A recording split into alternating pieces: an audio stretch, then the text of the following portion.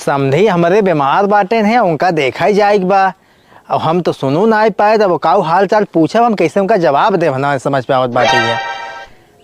होए जो बीमार रहा था ना उनका हाल चाल पूछे रहा था, पहले पहुँचब जाए हाल चाल पूछ ले भाई, फिर पूछ ले काऊ खाद पिए तहा और बाद पूछ ले कौन डॉक्टर से दिखावत है। जब पूछे हम मिला रहा भाई हम चलता ही है।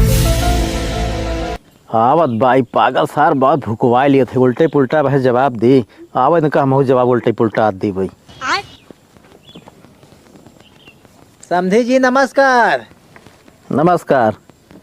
अरे पहले सलाम बात तो हाई मराता है बहुत बढ़िया जानता है, इसे जानता है बहुत जल्दी आराम हो जाए। तो अरे साले कहा तही है डॉक्टर काऊ कहन खाए पिए के कहन जहर खा। बहुत बढ़िया डॉक्टर जौन बताए है ना ओका खाबा ना तो जल्दी आराम हो जान लौका रोज खाए रहे। भैया सारे का बताई है। अच्छा कौन डॉक्टर से दिखावत हा तू? यमराज दिखावत है, यमराज के। बहुत बढ़िया डॉक्टर है, एकदम नामी डॉक्टर है, उनसे इलाज कराबो ना तो इतना जल्दी आराम हो जाए, जान ले एक हफ्ते में आराम हो जाए। जाने दिखाए रहा तू उनसे।